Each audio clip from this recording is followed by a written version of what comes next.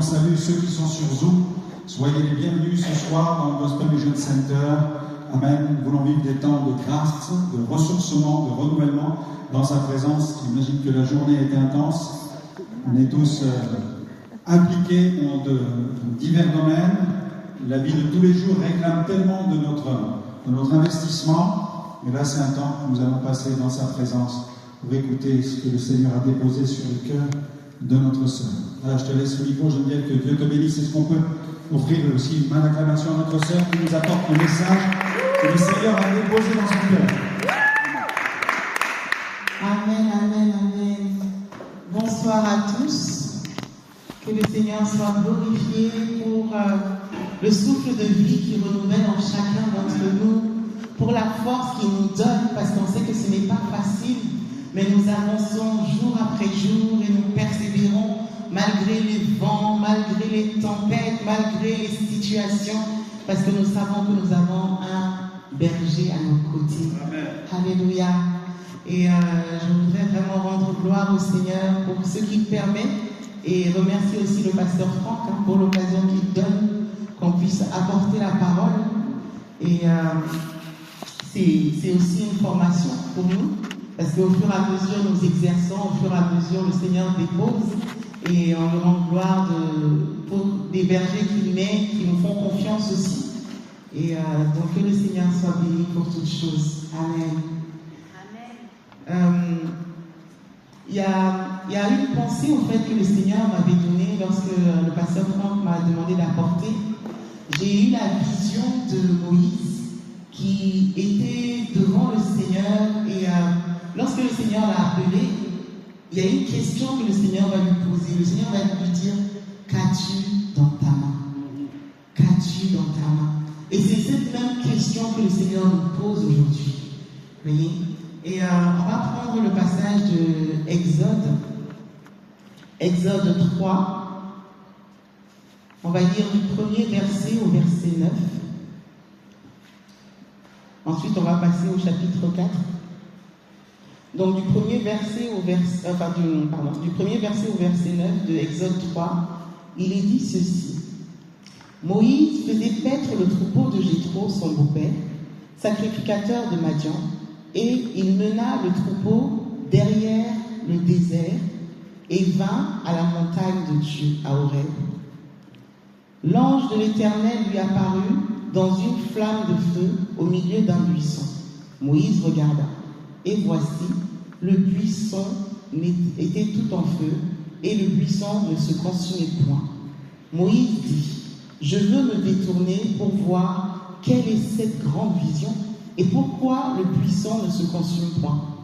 L'Éternel vit qu'il se détournait pour voir, et Dieu l'appela du milieu du buisson, et dit, Moïse, Moïse. Et il répondit, me voici.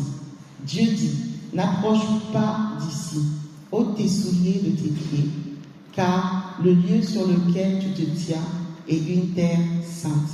Et il ajouta, je suis le Dieu de ton père, le Dieu d'Abraham, le Dieu d'Isaac et le Dieu de Jacob. Moïse se cacha le visage, car il craignait de regarder Dieu. L'Éternel dit, j'ai vu la souffrance de mon peuple qui est en Égypte, et j'ai entendu les cris que leur font pousser ses oppresseurs, car je connais ses douleurs. Je suis descendu pour le délivrer de la main des Égyptiens et pour le faire monter de ce pays dans un bon et vaste pays, dans un pays où coule le lait et le miel, dans les lieux qu'habitent les Cananéens, les Hétiens, les Amoréens, les Phéréziens, les Éviens et les Jébusiens. Voici, les cris d'Israël sont venus jusqu'à moi, et j'ai vu l'oppression que leur font souffrir les Égyptiens. Alléluia. C'est un petit peu long, mais bon. On va lire aussi le chapitre 4 du premier verset au verset 5. Il est dit ceci. Moïse répondit et dit, voici, ils ne me croiront point et n'écouteront point ma voix, mais ils diront, l'Éternel ne t'est point apparu. L'Éternel lui dit, qu'y a-t-il dans ta main? Et il répondit, une verge. L'Éternel dit, jette-la par terre. Il la jeta par terre, et elle devint un serpent. Moïse fuyait devant lui. L'Éternel dit à Moïse, étends ta main et saisis-le par la queue. Il étendit sa main et le saisit, et le serpent redevint une verge dans sa main. C'est là, dit l'Éternel, ce que tu feras, afin qu'ils croient que l'Éternel, le Dieu de leur père, t'est apparu, le Dieu d'Abraham, le Dieu d'Isaac, le Dieu de Jacob. Amen. Amen. C'est un passage qui est tellement profond que je vous avoue que chaque fois que je vais ouvrir la bouche, je me dis, Seigneur, par où je vais commencer? Par où je vais commencer? Lorsqu'on regarde, le Seigneur pose cette question, il dit, qu'y a-t-il dans ta main? Qu'as-tu dans ta main? Et Moïse, lorsqu'on regarde l'histoire de Moïse, il est passé par toutes les phases. Déjà, c'est un rescapé. Parce que le Pharaon savait qu'il allait y avoir quelque chose. Pharaon savait que quelque chose allait se passer. De la même manière dont l'ennemi sait que le Seigneur a des projets. L'ennemi sait que le Seigneur veut faire quelque chose. Et avant même que la chose ne soit manifeste, il essaye de contrecarrer la situation. Et donc, ce que Pharaon a trouvé à faire, c'est de tuer tous les fils, en fait. Parce qu'il ne savait pas exactement c'était quel enfant. Donc, à partir d'une certaine date, il a décidé d'exterminer. Il a donné des consignes, et pour lui, en fait, les consignes n'ont pas été respectées comme il voulait. Donc il est passé à une deuxième phase, il a décidé de tuer tous les enfants mâles et de laisser les filles. Et le Seigneur, dans sa souveraineté, a permis que Moïse puisse vivre. Et pour cela, il l'a mis à l'endroit le plus inattendu. Là où Pharaon s'y attendait le moins. La fille de Pharaon a vu un bébé qui arrivait.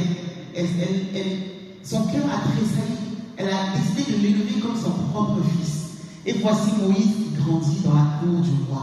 Voici Moïse qui est enseigné selon toute la sagesse égyptienne. Voici Moïse, en fait, qui jouit de tous les privilèges dont normalement il ne devait pas jouir. Parce que tous les autres de son peuple étaient opprimés. Et ils étaient opprimés à un point qu'un jour, ses yeux vont voir la situation. Ses yeux vont voir un Égyptien qui était en train de battre un Hébreu. Et son cœur ne va pas supporter. Il va décider d'être avocat. Il va décider de faire justice. Il va tuer l'Égyptien. Voici que tous ces privilèges vont être ôtés. Il va devoir fuir pour sauver sa vie. De prince, en gros de prince qu'il était, en train de jouir à tous ses privilèges, il se retrouve maintenant à fuir. Donc il n'est plus dans le palais, il n'a plus tous les prestances, il n'a plus cette liberté qu'il avait, il se retrouve dans un désert. On ne le connaît même pas. Et je veux dire à quelqu'un en fait que quel que soit là où tu es, quel que soit ce par quoi tu peux être passé, même s'il y a des vents, même s'il y a des torrents, il y a des tempêtes, le Seigneur peut utiliser ces situations pour se glorifier. Il ne le fait pas de la manière dont nous pensons, mais il le fait à sa façon. Et donc par rapport à cela, Moïse, comme il a ce cœur qui ne supporte pas l'injustice, il va voir des femmes aussi qui sont au bord d'un puits, qui étaient en train d'être embêtées par des jeunes hommes, donc il va aussi les défendre. Et de là, en fait, Dieu va créer une opportunité. Il y a Jéthro qui va dire, mais appelez-le, qu'il vienne à la maison. Jéthro va le recueillir, Jéthro va lui faire du bien, et Moïse va avoir, maintenant, il va avoir une famille. Et il va épouser la fille de Jéthro, une des filles de Jéthro, et voici qu'il va même avoir une autre fonction, c'est être berger. Et c'est dans ce contexte, au fait, que Moïse était là, en train de faire paître les troupeaux de Jéthro. Il regardait, et il a vu quelque chose d'inhabituel. Voyez? Donc souvent, en fait, dans nos combats, dans nos épreuves, dans nos situations, le Seigneur il faut toujours connaître cette sensibilité. Il faut toujours connaître cette sensibilité, parce qu'il aurait pu s'habituer à la routine. Mais Moïse, en fait, la Bible dit qu'il est passé, il faisait paître le troupeau, donc il n'était pas inactif. Dans ta situation, dans tes épreuves, ne sois pas inactif. Dans ta situation, dans tes épreuves, ne sois pas inactif. C'est parce qu'il travaillait. Il faisait paître le troupeau. Moïse est sorti et il a pu avoir cette vision. Il a pu voir en fait ce que le Seigneur faisait. Donc quand tu passes par des situations, ne sois pas inactif. Continue à œuvrer. Continue à agir. Continue à travailler. Continue à faire ce que le Seigneur te met à cœur de faire. Et là, en fait, la Bible dit qu'il vint à la montagne. Tu ne peux pas venir à la montagne sans qu'il se passe quelque chose. Tu ne peux pas venir à la montagne de l'Éternel sans qu'il se passe quelque chose. Alléluia. Dans ta détresse, on dit ils crièrent à l'Éternel, le Seigneur les a entendus. David dit, je lève les yeux vers les montagnes, d'où me viendra le secours. Et là, quand il a vu la montagne, là, la Bible dit que l'ange lui est apparu dans un buisson. Et on sait que l'ange de l'Éternel, c'est l'Éternel lui-même, sous une forme. Parce que le Seigneur, après, l'ange de l'Éternel va décliner son identité, et on va voir que c'est Dieu lui-même qui parlait. Et par rapport à cela, en fait, il s'est détourné. Souvent, on est dans nos combats, on est dans nos épreuves, on est dans nos situations. Mais il faut savoir lever tes yeux de ton problème pour regarder là où le Seigneur veut que tu regardes. Et il y a quelqu'un qui veille et qui fait tout pour qu'on ne regarde pas dans la direction que le Seigneur veut que nous regardions. Souvent, on va regarder à nos combats, on va regarder à nos problèmes. Moïse pouvait dire, oui, me voici dans le désert, alors que j'étais bien dans le palais, alors que j'avais ci, et je suis maintenant berger réduit à m'occuper des moutons, des brebis. Il aurait pu être tellement découragé, parce que la Bible dit que les disciples sur le chemin d'Emmaüs, ils étaient tellement découragés que leurs yeux étaient appesantis. Au point où ils ne pouvaient pas reconnaître le Seigneur. Donc souvent, en fait, les combats sont tels que si on ne veille pas, on peut ne pas saisir ce que Dieu veut faire. On peut ne pas reconnaître la main du Seigneur. On peut ne pas discerner ce que Dieu veut faire. Et c'est ce que l'ennemi essaye. Parce que le diable n'a de puissance que l'espace qu'on lui laisse. Il n'a de force que le périmètre qu'on lui laisse, en fait. C'est pour ça que la Bible nous dit de ne pas laisser l'accès à l'ennemi. Parce que l'accès que tu lui laisses, c'est ce qu'il emprunte pour essayer de t'atteindre. Et donc, par rapport à ça, le Seigneur, en fait, comme il a vu la vision, il s'est détourné parce qu'il a vu que c'était une grande vision, que c'était quelque chose de spirituel. Il ne connaissait pas encore le Dieu d'Abraham. Il ne le connaissait pas, il n'avait pas encore eu ce face-à-face, ce cœur à cœur. Mais il a reconnu qu'il y avait quelque chose qui se passait. Tu n'as pas besoin de connaître la Bible de Genèse à Apocalypse. Voyez, tu n'as pas besoin de tout connaître par cœur. Viens seulement tel que tu es. Le Seigneur trouvera le moyen de te parler. Viens seulement tel que tu es. Le Seigneur trouvera le moyen de toucher ton cœur et de te faire comprendre. Parce qu'il est celui qui nous a créés et il connaît comment nous fonctionnons, comment nous raisonnons. Il connaît nos peurs, il connaît nos faiblesses, il sait tout. Et dans ça, il sait comment nous parler. Alors le Seigneur va parler à Moïse. Parce que l'Éternel a vu qu'il s'était détourné pour regarder. Et le Seigneur va dire, Moïse, Moïse. Quand le Seigneur, là en fait, le Seigneur dit Moïse, Moïse, mais tu peux mettre ton prénom. Tu mets ton prénom. Il dit Geneviève, Geneviève. Il t'appelle par ton nom. Il t'appelle. Et maintenant, il faut que tu dises, me voici. Seigneur, me voici. Me voici. Quand il t'appelle, me voici. Pourquoi? Parce qu'il t'appelle pour une mission. Il t'appelle pour quelque chose de spécifique. C'est pas juste pour... vous savez, un jour le Seigneur m'a interpellé parce que souvent on dit Seigneur, je veux voir ta gloire. Seigneur, quand je prie, je veux ressentir ta puissance. Je veux voir ton feu. Et quand même on prie, on dit waouh, c'était fort. Hein, qu'est-ce qu'il y a? Non, j'ai senti la présence du Seigneur. Mais Dieu ne vient pas juste pour que nous ayons des sensations. Il ne nous donne même pas une vision juste pour que nous puissions dire oh, j'ai vu des anges, j'ai vu des plumes, j'ai vu des ailes, oh, j'ai vu une grande lumière. Mais et après? Et après? Et après? Voyez, Dieu n'est pas dans le sensationnel. Il cherche un résultat. Donc, Moïse, quand on regarde, là en fait, la Bible nous parle du buisson ardent. Mais quand je regarde tout le restant des Écritures, je ne vois pas Moïse qui dit oui, j'ai vu un buisson plein de feu. Je ne l'ai pas vu. Non, il ne s'était pas glorifié par cette vision-là. Il n'était pas, souvent en fait, on va être là, oui, j'ai vu le Seigneur, Dieu m'a fait ci, Dieu m'a fait ça, mais et après? Et après? Vous voyez? Et donc, par rapport à ça, en fait, quand il va voir le buisson, le Seigneur avait un fardeau. Le Seigneur va l'appeler par son nom, il va dire, me voici. Et Dieu va se présenter. Vous savez, il y a plein de dieux, il y a plein de divinités. Mais parmi toutes les divinités, tous ceux qui se sont fait Dieu, parce que je crois qu'il y a un seul Dieu véritable, un seul créateur du ciel et de la terre. Il y a un seul qui a autorité sur toutes choses. Et ce Dieu-là, il va remettre les choses à leur contexte, dans leur contexte. Pourquoi? Parce que quand Moïse était chez Pharaon, il a vu des dieux. Il y a les dieux Ra, il y a tous les dieux, là je ne connais pas tous les noms, mais il y a, même Pharaon même se met comme Dieu. Voyez? Donc, par rapport à tous ces dieux qui sont adorés en Égypte, Dieu va être obligé de lui dire non, je suis différent. Moi, je suis le Dieu d'Abraham. Je ne suis pas le même. Moi, je suis le Dieu d'Isaac. Je ne suis pas le même. Je suis le Dieu de Jacob. Bon, il n'a pas encore dit je suis le Dieu de Moïse parce que Moïse était en train de le découvrir. Alléluia. Et donc, ce Dieu, en fait, il est particulier. Moïse connaissait son histoire parce que sa maman a été quand même sa nourrice par la force des choses. Et quand Dieu va se décliner, maintenant, il va lui dire le fardeau qu'il avait sur le cœur. L'appel, tout ça, c'était pourquoi? C'était pour un but. Dieu voulait sauver son peuple.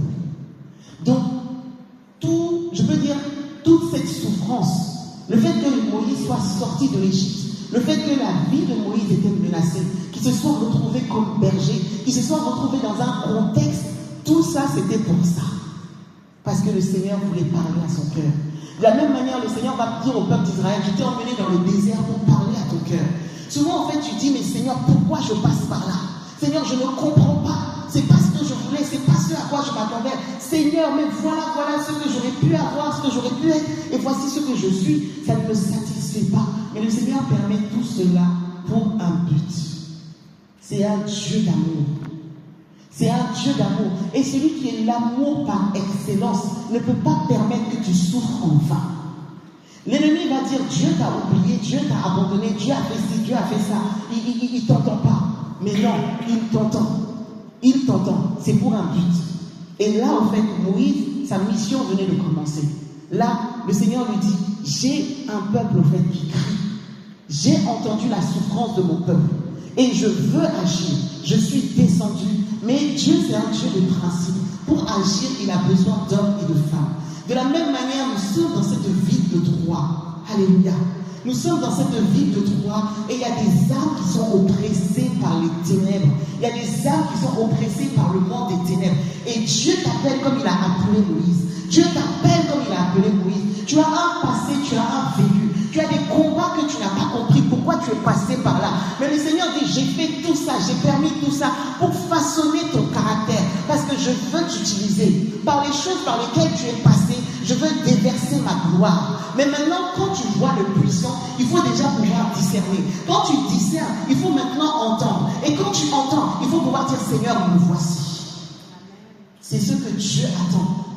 Parce qu'il veut bouleverser la vie. Alléluia.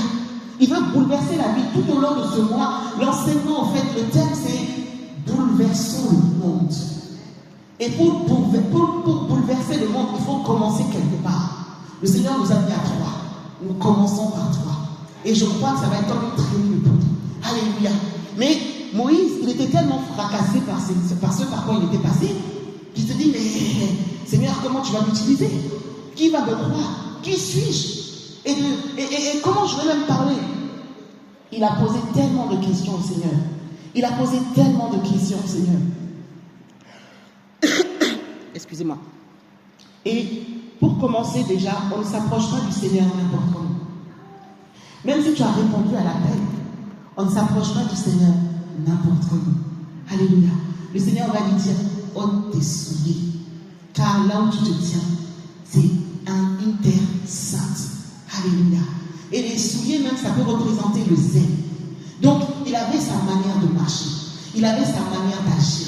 Il avait sa manière de faire. Mais quand le Seigneur t'appelle, il enlève tout ça. Tu ne viens pas avec moi je connais, moi je sais, moi j'ai l'habitude de voici ma culture, voici ma tradition, voici mes principes. Non. Tu ôtes tout cela. Tu ôtes tout cela et tu viens au Seigneur. Alléluia. Et maintenant tu marches selon les préceptes de l'Éternel. Il a ôté ses souliers. On voit que Moïse a obéi. Et maintenant, le Seigneur déjà lui a montré, parce que la Bible dit que sans la sanctification, nul ne peut voir le Seigneur. Et par la suite, le Seigneur se présente. Et quand, en fait, tu te sanctifies, tu as une révélation de qui Dieu est. Plus, en fait, tu rentres dans sa présence, plus il se révèle à toi, plus tu vois qui il est, en fait. Et plus tu vois qui il est, plus tu comprends la mission et l'appel qu'il a pour ta vie. Alléluia. Et maintenant, en fait, quand le Seigneur va dire, j'ai entendu, je suis descendu. On peut se dire, mais Seigneur, tu es le créateur du ciel et de la terre. Tu as tout créé. Tu n'as besoin de personne. Mais non, c'est un Dieu de principe. Alléluia. Il s'est fait des vases qu'il veut utiliser. Il s'est fait des vases qu'il veut utiliser.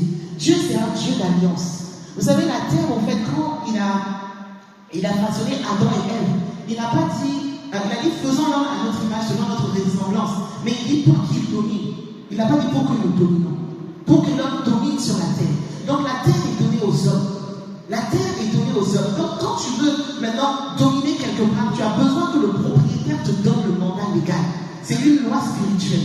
Vous voyez? Et le diable a compris cela. Voilà pourquoi en fait il cherche des portes pour rentrer. Et il a trouvé par Adam et Ève le moyen de pouvoir s'ingérer et de prendre la clé. Alléluia. Et voilà pourquoi aussi le Seigneur, merci beaucoup, le Seigneur pour pouvoir intervenir, sauver son peuple, il est descendu. Mais il regardait sur la terre. Qui enverrai-je? Qui enverrai-je? Qui va aller sauver mon peuple? Et il a attendu 400 ans pour que la situation soit prête, que la situation soit favorable. Le Seigneur, ça fait des années qu'il attend par rapport à la ville de Troie. Il y en a qui ont essayé, mais il y a un temps bien marqué où Dieu veut faire quelque chose d'extraordinaire que l'œil n'a point vu et que l'oreille n'a point entendu. Et voilà pourquoi il nous appelle. Et il dit maintenant, ôte tes souliers. Marche comme moi, je veux que tu marches. Alléluia. Marche comme moi, je veux que tu marches. Parce qu'avec moi, tu feras des exploits. Et par rapport à cela, en fait, il y a le principe de l'accord. Parce que Moïse, c'est un homme. Donc, les hommes sont appelés à dominer sur la terre. Donc, par l'alliance que Moïse a fait avec Dieu, Dieu avait maintenant le mandat légal. Par rapport au fait qu'il avait donné la domination, il pouvait maintenant, en collaboration avec l'homme, venir et agir puissamment. Alléluia. C'est la même chose que Jésus a faite. La Bible dit que par un seul homme le péché est rentré, par un seul homme le salut est rentré. Jésus est venu, il a payé l'œuvre à la croix, et par son sacrifice, nous avons accès. Alléluia. Et aujourd'hui, nous avons cette autorité-là de chasser le règne des ténèbres. Nous avons cette autorité de nous lever pour la vie de droit. Amen. Et le Seigneur te dit, qu'as-tu à la main? Qu'as-tu à la main? Là, il n'avait rien. Il a quitté l'Égypte, il n'est pas sorti avec des richesses et des trésors. Il est sorti en fuyant pour sa vie. C'est tout. Et aujourd'hui, quand il se retrouve devant le Seigneur, on dit, qu'as-tu à la main? Ben, vu que je paissais les troupeaux, je n'ai qu'un bâton. Je n'ai qu'un bâton. Qu'est-ce que tu as à la main? Qu'est-ce que le Seigneur a déposé en toi? Qu'est-ce que le Seigneur a déposé dans ta vie? C'est quoi? C'est le fait de savoir parler. C'est le fait de savoir chanter. C'est le fait de savoir écrire. C'est le fait de savoir faire la cuisine. C'est le fait de savoir gérer certaines choses. Qu'est-ce que le Seigneur a mis dans ta main? Tu n'es pas vide, tu as forcément quelque chose. Parce que la Bible dit que depuis le ventre de notre mère, il nous connaissait déjà. Et il nous avait déjà prédestinés. Donc quand tu es venu déjà avec des capacités. Tu es venu déjà avec des aptitudes. Peut-être que tu ne les vois pas entièrement, mais tu as quelque chose. Et quand Dieu te dit qu'as-tu à la main, le Seigneur aurait pu dire, tiens, j'utilise ce bâton. Mais il va faire exprès de lui poser la question pour que lui-même il réalise qu'il a quelque chose. Alléluia. Dieu sait que tu as quelque chose, mais il va te dire qu'as-tu à la main. Et le fait de dire qu'as-tu à la main, il dit, Seigneur, je n'ai que cette verge, je n'ai que ce bâton. Et ce bâton sur lequel tu t'appuyais, ce bâton avec lequel tu travaillais, ce bâton avec lequel tu gagnais ton pain, le Seigneur va te dire, jette-le par terre. Jette-le par terre. Débarrasse-toi d'abord. Il te dépouille. Alléluia. Tu t'appuies sur le bâton. Tu travailles avec le bâton. Tu fais les choses avec ce bâton, mais tu le laisses. Et quand il a laissé le bâton, il a vu que ce bâton s'est transformé en serpent. Et voici que Moïse a commencé à fuir. Moïse a commencé à fuir. Un homme, c'était pas un enfant, hein? Un homme de je ne sais pas quel âge. Je pense qu'il avait déjà vu des serpents. Mais là, il y a serpent et serpent. Il y a serpent et serpent. Moïse a commencé à fuir. Et le Seigneur va lui dire, étends ta main et saisis-le. Tu as des problèmes, tu as des choses qui te font fuir. Le Seigneur veut façonner ton caractère. Toi-même, tu ne fuiras plus devant tes problèmes. Tu ne fuiras plus devant les situations. De la même manière dont il a fui devant Pharaon, il a fui devant beaucoup de choses. Il fuyait devant le serpent. Le Seigneur va le rendre audacieux. Le Seigneur va lui dire, saisis le serpent. Et il va lui donner la stratégie. Prends-le par la queue. Alléluia. Prends-le par la queue. Mais tu le prends par la queue, pourquoi? Parce que le Seigneur lui-même s'occupait de la tête. Alléluia. Il est celui qui s'occupait de la tête. La Bible dit que la postérité de la femme écrasera la tête du serpent. Moïse prenait la queue. Et l'Éternel lui-même se chargeait du reste. Alléluia. Il se chargeait du reste. Donc voici le serpent maintenant qui est devenu un bâton à nouveau, mais rempli de la puissance de l'Éternel.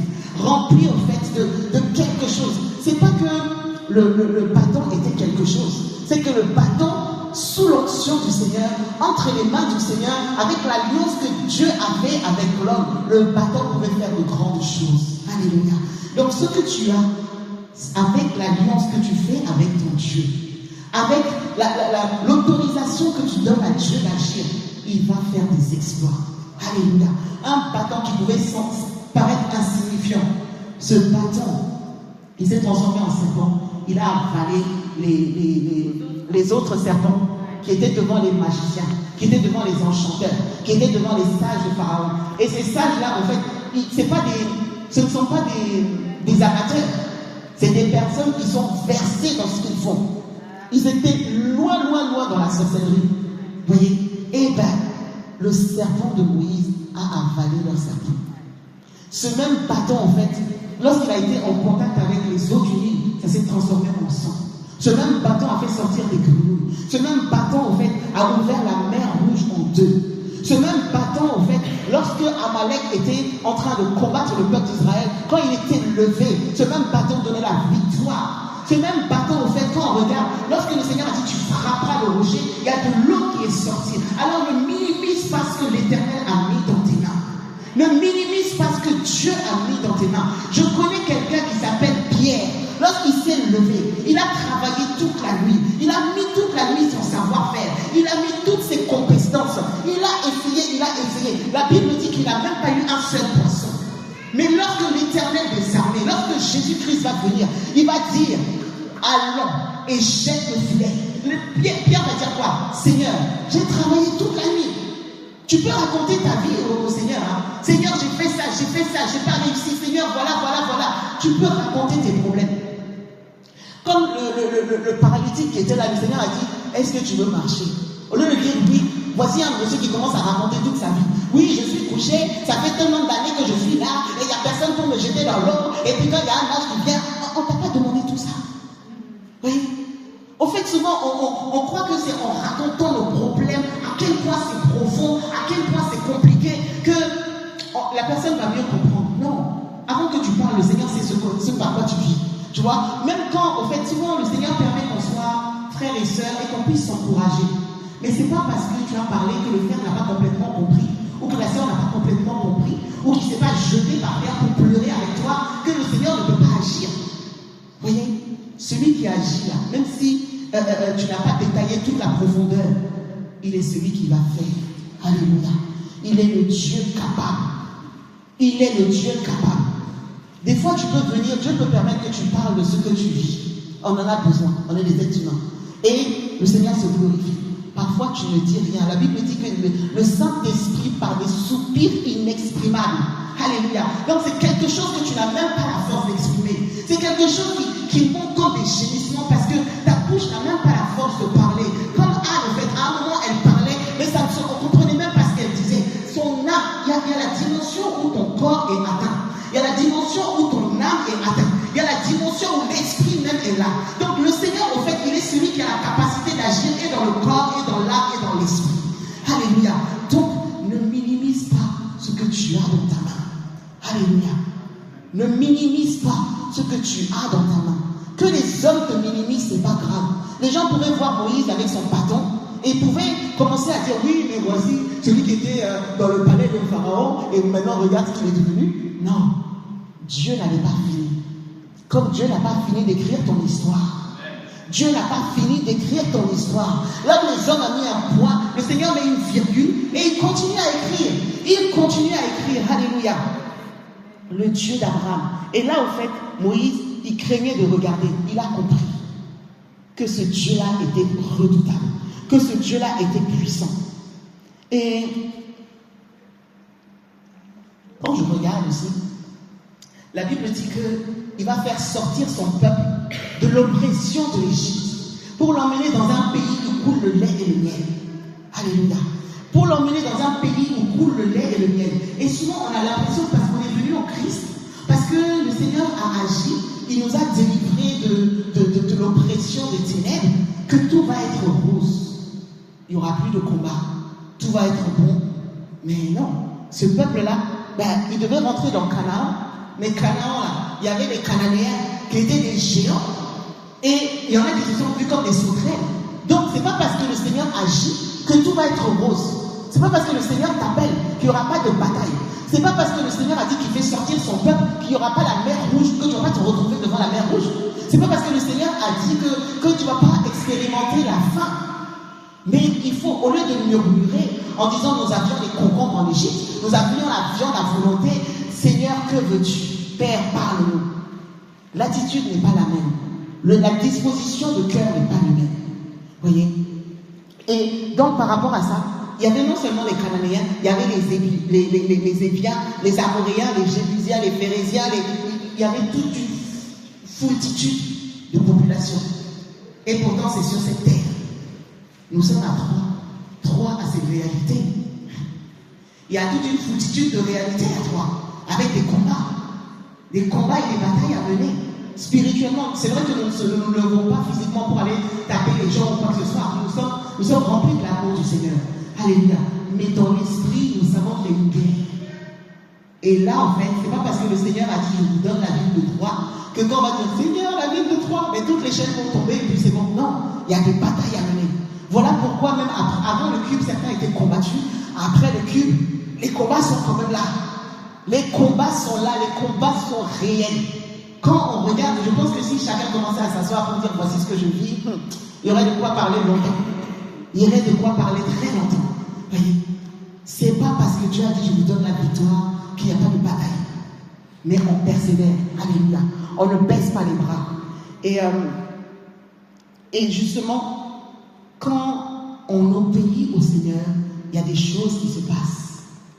Pierre, lorsqu'il a obéi au Seigneur, il a vu cette pêche miraculeuse. Mais il faut que tu donnes quelque chose au Père. Il est le Dieu de l'alliance. Donc, Dieu, de la même manière dont il utilise toujours ce que tu lui donnes. De cette même manière, en fait, il faut que toi-même, tu ne méprises pas la grâce. Il ne faut pas que tu méprises la grâce. L'apôtre Paul va dire à Timothée de travailler le don qui est en lui. Dieu dépose quelque chose, mais il faut que tu le travailles. Dieu met quelque chose en toi, mais il faut que tu travailles. Alléluia. Et donc, le Seigneur m'a fait penser aussi à ce jeune homme qui avait les 5 pains. Alléluia. Et les 2 poissons. Cela paraissait insignifiant. Des fois, ce que tu as peut paraître tellement peu par rapport à la réalité. Ça peut paraître tellement petit par rapport à l'ampleur de la situation. Mais il faut que tu fasses le pas. Il faut que tu donnes. Et quand tu vas donner, le Seigneur va se glorifier. J'ai écouté un enseignement d'une personne qui disait que l'homme, en fait, le jeune homme en question, c'était comme un enfant. C'était un enfant. Et quand on regarde même le contexte historique, c'était un enfant et c'était un orphelin. Parce que les 5 pains et les 2 poissons, c'est la ration que donnaient les Romains aux orphelins. C'était leur ration. Donc en gros, il avait sa nourriture, il n'avait pas de père. Il n'avait pas de mère. Il n'y avait personne pour veiller sur lui. Et il était là comme ça, mais son nécessaire. C'est ça qu'il est parti donner pour nourrir la foule. Et donc, et de la même manière, quand tu donnes ton nécessaire, le Seigneur va se glorifier. Donc, ce que tu as, même si ça te paraît insignifiant, Dieu peut l'utiliser. Que personne ne te minimise. Et que toi-même, tu ne te minimises pas. Je crois que Dieu veut faire de grandes choses. Le même Dieu qui a utilisé son sang, c'est vrai qu'il avait une force extraordinaire. Il a utilisé son sang qui a pris une mâchoire d'âne. Il a terrassé plus de 1000 hommes. Le même Dieu a utilisé David. Parce que David a dit, tu viens contre moi avec la lance et le javelot. Mais moi, je viens contre toi au nom de l'Éternel des armées. Et donc la fronde qu'il avait, les pierres qu'il avait, sont devenues des armes puissantes. Dieu peut utiliser n'importe quoi pour glorifier son nom. Il a utilisé un bâton, il a utilisé des pierres, il a utilisé un filet. Qu'est-ce que Dieu ne peut pas utiliser? Qu'est-ce qu'il ne peut pas utiliser? Même une femme comme Anne, elle dit je n'ai rien. Seigneur, je suis stérile, il n'y a rien qui vient. Voici Pénina, elle enchaîne. Moi je suis là, il n'y a rien. Ah, ne dis pas que tu n'as rien. Il dit Seigneur, elle a dit Seigneur, Seigneur, mes entrailles. Je te donne mes entrailles. Éternel, je te donne mes entrailles. Je te donne mes entrailles. Et le fils qui va naître, il sera à toi. Alors ne dis pas que tu n'as rien. Ce que tu as, donne-le à l'Éternel. Il fera éclater sa gloire. Au-delà de ce que tu peux penser. Au-delà de ce que tu peux imaginer. Il est le Dieu tout-puissant.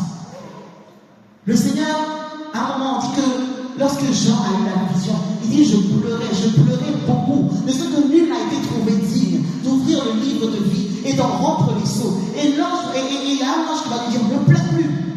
Voici le lion de la tribu de Judas, l'agneau immolé. Lui, il a été trouvé digne. Alléluia. Et Jésus va dire, tu n'as voulu ni sacrifice, ni offrande, ni holocauste, mais tu m'as formé un corps pour faire, oh Dieu, ta volonté. C'est notre aîné, c'est notre grand frère. Si lui, il a dit ceci, notre corps est pour faire la volonté du Seigneur. Notre vie est pour faire la volonté du Seigneur.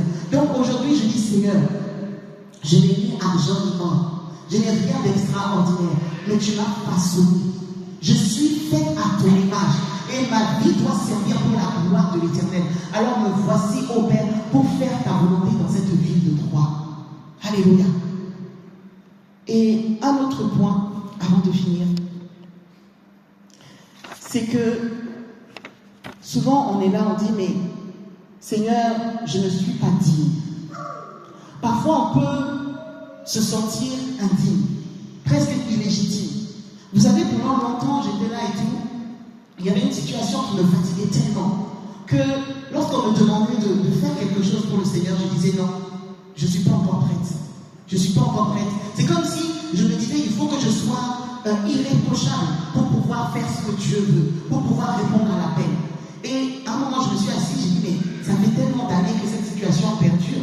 Si je regarde à ça, je pense que je risque de partir sans jamais servir le Seigneur. Et je dis, Seigneur, tu es Dieu. J'ai prié pour que cette situation change. Ça n'a pas changé, mais je te servirai. Et je refuse que l'ennemi utilise ça pour me bloquer. Alors, sers le Seigneur. Ton cœur, tu sais que ton cœur est vrai. Tu sais que tu as cette soif. Autant que cela dépend de toi, tu mets de l'ordre dans toutes choses. Mais s'il y a encore des situations qui ne changent pas, sers le Seigneur quand même. Sers le Seigneur quand même. Ne permets pas que tes épreuves, ne permets pas que ta situation vienne éteindre ce que Dieu veut faire avec toi. Alléluia. Et je veux vraiment dire cela à quelqu'un aujourd'hui. Parce que c'est une stratégie que l'ennemi utilise. Et quand la Bible dit que toute arme forgée contre nous est rendue nulle et sans effet, il faut savoir qu'il y a quelqu'un qui forme des armes façonnées contre nous. L'arme qui est façonnée contre nous, ça veut dire que la personne t'a étudié, elle s'est assise en regardant quelles sont tes faiblesses, en regardant quelles sont tes forces, en regardant que si au fait j'agis de telle manière, ça va être plus efficace que si je faisais. Donc la personne s'est levée de manière intentionnelle pour faire quelque chose qui est censé te détruire. Mais la Bible dit que même l'arme qui est forgée contre toi pour pouvoir te détruire, qui humainement, logiquement, normalement est censée te détruire, ne te détruira pas. Alléluia. Ça ne te détruira pas.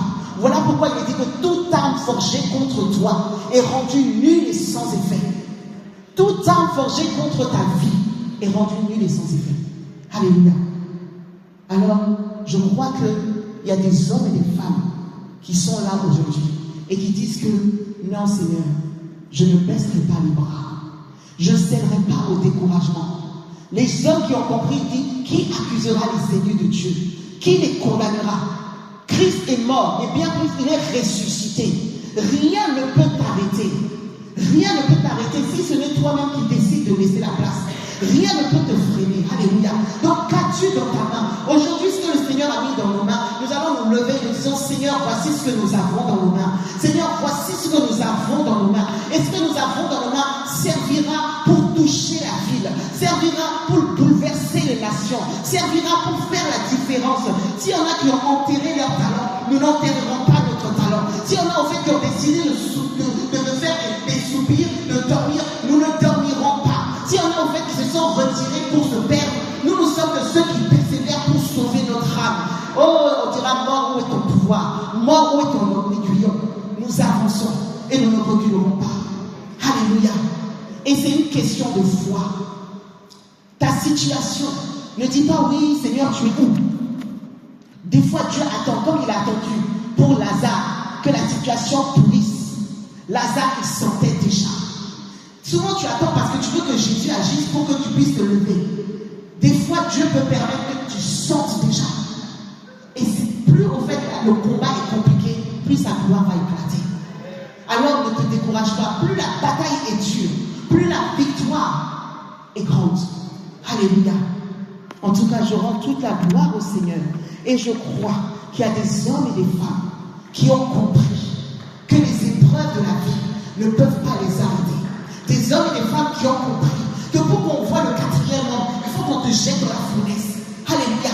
Il faut que Nebuchadnezzar jette dans la fournaise et on voit qu'il y a un quatrième avec toi. Il faut qu'en fait on te jette dans la fosse au lion, qu'on voit qu'il y a le lion de la tribu de Juda qui est avec toi et qui est capable de fermer la gueule à tous les autres lions, quel que soit le temps où ils sont restés affamés, parce que le Dieu Tout-Puissant marche avec toi.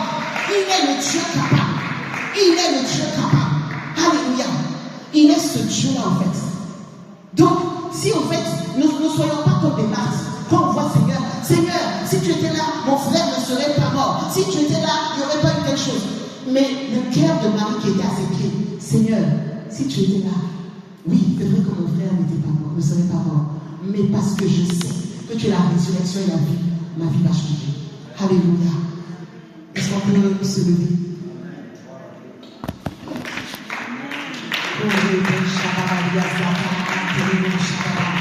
Nous allons prier. Nous allons déclarer. Parce que je vous assure que je ne vaux pas mieux que quiconque. C'est quelque chose que le Seigneur vraiment m'a mis à cœur et il m'a fait comprendre que beaucoup passent par le feu. Beaucoup passent par des épreuves. Et l'ennemi n'attend qu'une seule chose, c'est que, comme par rapport à Jean, il attendait que Jean maudisse Dieu et meure. Mais nous n'allons pas maudire Dieu. Nous n'allons pas maudire Dieu. Que l'ennemi prenne nos biens, qu'il prenne nos finances, qu'il nous attaque sur nos santé, qu'il prenne ce qui nous est cher. Mais nous ne dirons rien de mauvais contre l'Éternel. Et nous attendrons parce que nous savons que notre Rédempteur est vivant. Et qu'il se lèvera le dernier. Alléluia. Déclare que l'Éternel est ta force. Qu'aucune épreuve ne peut triompher de toi. Que là où tu voulais être découragé, tu ne seras pas découragé. Là où tu voulais baisser les bras, tu ne baisseras pas les bras. La Bible dit que ceux qui se confient en l'Éternel renouvellent leur force. Alors tu renouvelles ta force ce soir. Tu renouvelles ta force. La Bible dit que l'esprit qui régénère notre intelligence. Ton esprit, ton intelligence est constamment régénérée. Pour que tes pensées s'alignent à la pensée du ciel. Pour que ta pensée s'aligne à la pensée du Seigneur. Alléluia. Alors avançons. Avance. Et ne baisse pas les bras. Alléluia. Alléluia. Est-ce qu'on peut offrir une acclamation au Seigneur? Amen. Amen pour ce message prophétique. Alléluia. Gloire à Dieu. Nous saisissons ce message, cette prédication. Elle doit tenir dans ta main comme un sceptre d'autorité. C'est une parole prophétique. Donc empare-toi de ce sceptre d'autorité. Le Seigneur met dans ta main aussi cette révélation qui te permet de triompher des situations dans lesquelles tu te trouves. Et là, nous allons entrer dans ce combat de l'intercession. Gloire à Dieu. De belles choses sont en train de se faire. Nous voulons le déclarer. N'hésitez pas à liker, à partager la chaîne et à vous abonner. Soyez bénis.